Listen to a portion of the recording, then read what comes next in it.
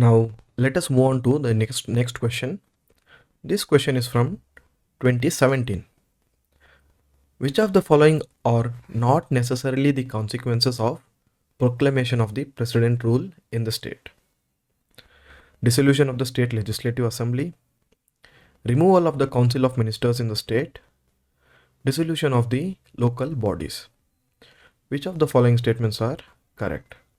So now this question, the focus is on the president rule and the impact of the president rule and the implication of the president rule on the state legislative assemblies and the local bodies and on the council of ministers.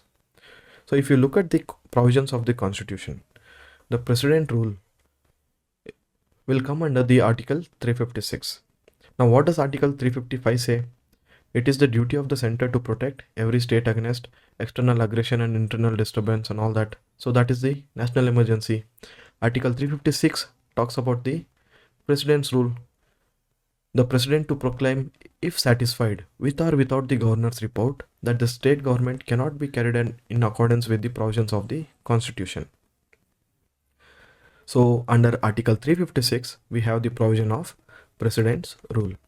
So here, whether based on the governor's report or the president directly can proclaim a president's rule in a particular state if the president feels that the governance of the state is not happening according to the provisions of the constitution. Also clubbed with 356 is 365, which will say that if a state fails to comply with the direction given from the center, even in that case, the president's rule will be imposed on that particular state. Now what happens when on a particular state the president rule is imposed?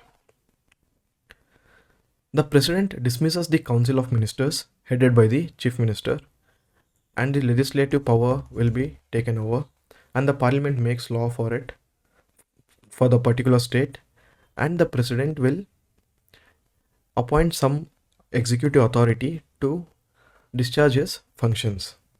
Now the council of ministers will be dissolved, but it is not necessary that every time a president's rule is imposed that the state assembly is also dissolved. The president can dissolve the state legislative assembly, or he may not dissolve the state legislative assembly.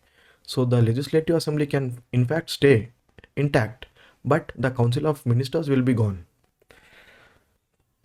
And the local bodies, it doesn't affect. The local bodies generally won't be dissolved when the president's rule is imposed. So now let us look at the statement. Dissolution of the state legislative assembly. So if the president rule is imposed, it is not necessary that automatically as an implication the legislative assembly will be dissolved. So that is incorrect. It is not a consequence. Removal of the council of ministers in the state. The council of the ministers of the state will be automatically gone. So that is a consequence. So this is a consequence. This is not a consequence. Now dissolution of the local body. The local bodies will not be directly dissolved just because a president rule is imposed.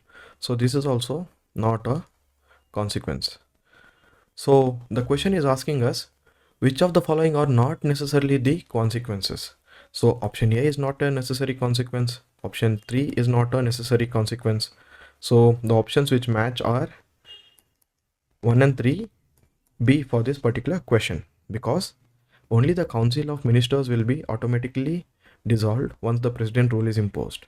The state legislative assembly and the local body need not necessarily be gone just because a president rule is imposed in a particular state. So the answer for this question is 1 and 3, because it is asking which of the following are not necessarily the consequences. Thank you.